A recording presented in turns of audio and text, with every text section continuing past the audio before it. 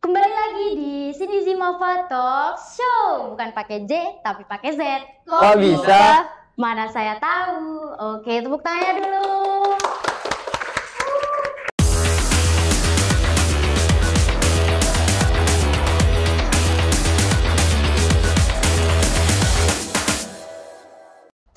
Selamat pagi, apa kabar para penonton yang ada di rumah? Sehat ya? Alhamdulillah, semoga kita selalu diberikan kesehatan dan dapat melakukan aktivitas sehari-hari tanpa halangan apapun. Dan pastinya bisa sambil upload di Instastory nih, seperti WhatsApp, Instagram, atau bahkan TikTok. Misalnya kayak ibu-ibu kalau lagi jalan-jalan, healing, atau lagi masak, pasti kan upload di WA nih, menu makanan hari ini, atau enggak anak kecil. Pada zaman sekarang nggak jarang nih anak kecil yang nggak bermain media sosial. Pastinya sudah semua anak usia di bawah umur itu bermain media sosial. Nah, seperti WhatsApp, Instagram, TikTok, dan pastinya yang paling banyak nih kayaknya anak kecil yang bermain TikTok. Pernah nggak sih kalian mendengar anak kecil atau nggak jarang melihat anak kecil yang ada di pinggir jalan sudah bermain TikTok? Nah, ngomong-ngomong soal media sosial nih, kayaknya nggak afdol kalau misalnya kita nggak mengundang atau mendatangkan ahlinya dari media sosial dan orang yang sudah terjun ke media sosial hingga mendapatkan penghasilan dari media sosial. Kita telah mendatangkan Mbak Dinda Salsabila dan Mas Brian Farezi. Beri tepuk tangannya untuk Mbak Dinda dan Mas Ezi. Selamat datang Mbak Dinda dan Mas Ezi. Ya. Bagaimana kabarnya? Alhamdulillah baik. Oke. Sehat ya? Sehat ya. Oke. Mbak Dinda, bagaimana jadwal hari ini? Padat kah? Lumayan lah, habis dari acara ini saya diundang di acara lain lagi. Oke, terpantau padat nih ya sepertinya penonton. Untuk Mas Edi sendiri? Kalau saya sih sibuknya tuh terserah saya sendiri ya. Oh iya, soalnya YouTuber ya? YouTuber. Oh, kontennya apa Mas kalau boleh tahu? Lebih ke vlog ya. Oh, lebih ke vlog. Ya. Terakhir nge-vlog sebelum datang ke acara ini kemana Mas? Terakhir saya nge-vlog tuh, saya nge-vlog di Villa Puncak Bogor. Waduh, Villa Ya. Puncak Bogor, keren sih ini. Ya. Di situ Mas Edi ngapain? Nge-vlognya itu kayak menunjukkan apa? Ya, nge-review fasilitas-fasilitas yang di Villa. Oh, mereview fasilitas untuk rekomendasi Nah, para penonton ya ya, yang ya. mau jalan-jalan, healing, butuh villa, penginapan gitu ya, Ya. Mas ya. By the way, sudah berapa subscriber? Ya, alhamdulillah sudah 1 juta. Oh, 1 juta subscriber, keren, keren, keren. Oke, Mbak Dinda, tadi saya sudah membahas tentang anak kecil yang usianya masih di bawah umur, sudah bermain media sosial, atau bahkan orang-orang dewasa sudah bermain media sosial dong tentunya. Nah, untuk Mbak Dinda, bagaimana sih tanggapannya Mbak Dinda ketika mendengar atau melihat anak usia di bawah umur ini sudah bermain media sosial, Mbak? Gini ya Mbak Ima, di zaman sekarang tuh kan anak-anak remaja atau bahkan anak di bawah umur Iya. itu sudah pandai menggunakan Media media sosial. Yang dimana kalau dilihat dari segi umur mereka tuh masih belum pantas. Belum cukup umur ya, Mbak ya? Iya, untuk menggunakan media sosial. Yang dimana juga kita, para orang tua gitu, juga susah untuk melarang mereka untuk tidak bermain media sosial. Yang Oke. dimana kan media sosial Heeh. bagi anak-anak ini adalah tempat atau wahana mereka mencari informasi-informasi apa sih yang lagi viral Iya. sekarang, kayak yang lagi booming apa gitu. Ya. Karena kan keingintahuan, Pasti tinggi keingintahuannya Iya, karena mereka keingintahuannya luar biasa. baru melihat media sosial, Iya. media sosial ini seperti apa gitu ya. Oke. dan juga media sosial ini adalah tempat untuk mereka mencari teman Teman-teman. gitu, relasi pertemanannya, gitu, mencari teman terbaik, ketemu. Oke. Sehingga sebaiknya untuk para orang tua itu mengawasi serta mendampingi anaknya ketika bermain media Iya, sosial. membimbing ya. Membimbing ya. Iya. Dan juga mengedukasi gimana sih cara menggunakan media sosial dengan bijak. Oke. Menggunakan media sosial dengan bijak nih ya, Mbak. Menggunakan media sosial dengan bijak itu caranya seperti apa, Mbak? Contohnya seperti apa? Oke. Menggunakan media sosial dengan bijak itu kayak membagikan postingan-postingan yang sekiranya layak untuk diposting gitu, kayak yang mengedukasi atau Oke. menghibur secara positif. Hmm. Dan juga berkomentar dengan baik, bijak gitu, yang tidak mengandung kata-kata kotor ataupun kasar yang sekiranya nggak nyakitin perasaan si pemilik Oke, postingan. iya. Nggak menjudge gitu ya. Iya. Oke. Nah, berkomentar dengan baik dan memposting postingan yang layak untuk diunggah gitu di Iya. media sosial. Bagaimana kalau misalnya ada orang yang nggak memposting postingan dengan baik atau bahkan berkomentar buruk di postingan orang tersebut? Bagaimana tuh, Mbak? Oke. Menurut saya sendiri tuh ya Mbak, berkomentar buruk itu sama saja dengan pembulian, tapi nggak secara langsung gitu. Wait, bentar. Jadi kalau komentar buruk tuh kayak seperti cara tidak langsung membuli sih. Oh, itu sudah termasuk pembulian Secara tidak berarti langsung ya, Mbak? membuli. Karena gitu. nggak secara langsung, yang dimana kan biasanya korban bully ini Iya. mereka tuh mengalami trauma ataupun dia psikisnya tuh terganggu gitu. Pastinya ya, mentalnya Mbak.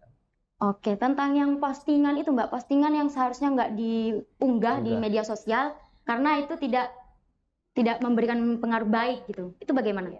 Untuk postingan yang nggak layak diposting itu kan gimana ya, pengguna media sosial ini bukan kita para orang dewasa gitu yang menggunakannya, tapi anak-anak juga menggunakannya, yang Iya. dimana mereka tuh nggak bisa membedakan mana sih yang Ya. boleh ditiru, Oke, mana yang baik, mana yang benar Nah, gitu ya. iya. Mereka tuh gimana ya?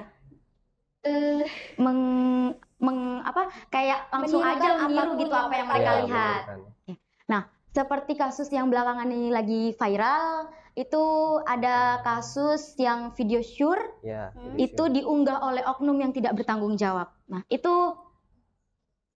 kan ada komentar buruk nih, komentar buruk yang sudah mengunjungi si profil yang terdapat di dalam video syur itu. Ya, Pastinya ya. sudah menjudge, Ya. ya sudah mengolok-ngolok. Itu tuh Ya. bagaimana, Mbak? Dimana kan saya baca beritanya itu Iya. bahwa si korban ini mengurung dirinya sendiri dan juga gimana ya, berhenti untuk bermain media sosial saat kan. Iya, saya pernah baca juga beritanya itu beberapa bulan si korban ini tidak bermain media sosial. Iya. Karena si korban ini takut untuk bersosialisasi lagi offline ataupun online. Ya, karena mungkin juga malu gitu ya, apalagi malu. aibnya disebar oleh, dan yang menonton juga nggak hanya kita-kita aja, tapi seluruh Seluruh Indonesia Indonesia. yang menonton gitu Ya. ya. Kan yang nggak nonton pun dari mulut ke mulut. Dari mulut ke Iya. mulut pastinya, tahu nggak berita ini lagi viral Iya. gitu ya. Oke. Nah, untuk Mas Ezi nih, ini kan sesama public figure ya, sesama public figure pastinya gimana sih tanggapannya gitu ketika melihat orang yang sudah bermain media sosial terus dia lagi diunggah video atau aibnya diunggah di sosial media, itu tanggapannya gimana, Mas? Ya, menurut saya sendiri cukup memprihatinkan ya sesama public figure. Benar kata Mbak Dinda, misal kita mau oknum yang Tidak bertanggung tidak jawab. bertanggung jawab mengunggah aib seseorang. Nah, yang jadi korban tuh bakal kayak trauma gitu. Iya, trauma dan pasti Dan juga kayak menghancurkan kayak menghancurkan karir. oh iya, hubungan Nah, karir. jadi aib keluarga juga. Nah, Pastinya malu ya, keluarganya jangankan dia sendiri aja malu gitu, jangankan Nah. keluarganya, dia sendiri pastinya juga udah malu. jadi buat kalian yang sudah bisa menggunakan sosial media secara baik, entah itu sosial media apa, jangan mengunggah video Yang nggak atau layak aib gitu. atau aib orang. Oke. Jagalah aib orang seperti menjaga aibmu sendiri. Oke, keren Mas Ezi. Oke, nah ini kan Mas Ezi sudah bermain media sosial, Iya. bahkan sudah mendapatkan penghasilan dari media sosial. Nah, pernah nggak sih Mas Ezi tuh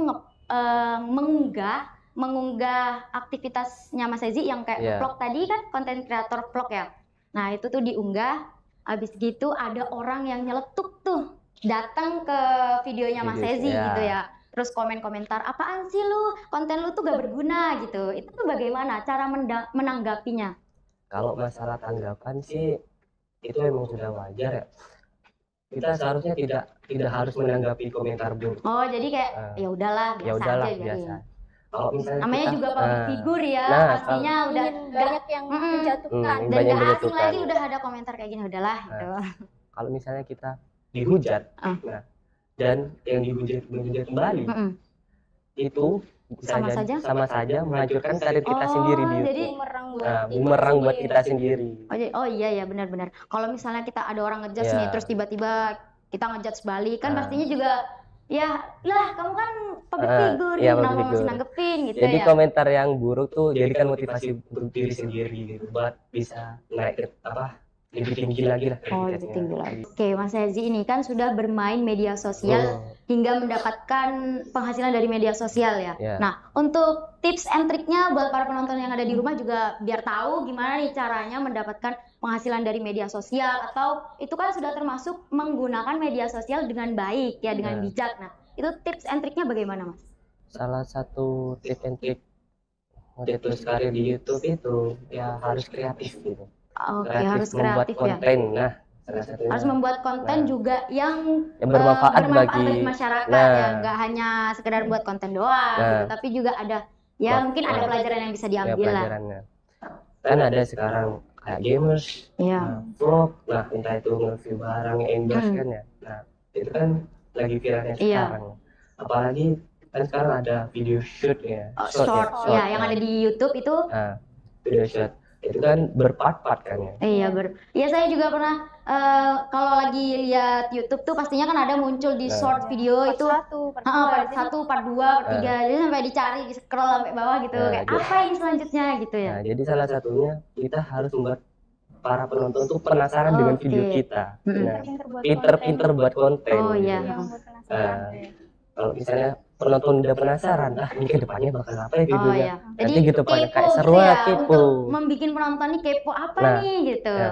Penghasilan dari YouTube itu dari viewersnya. Nah, dari viewers, like sama subscribe-nya. Oh itu itu salah satu hasilnya. itu kalau misalnya subscribe-nya banyak, Ya, itu banyak. viewersnya banyak, Ya. terus like-nya juga banyak, itu Ya. bakalan dapat penghasilannya Dapat dari situ. penghasilan dari situ. Oh, ya. berarti kita ini sebagai konten kreator harus Ya. pinter-pinter menarik Menarik. penonton dari ya. viewers, Ya. bahkan like atau subscribe gitu nah. ya. Iya. Oke. Oke, tepuk tangan buat bintang tamu kita hari ini.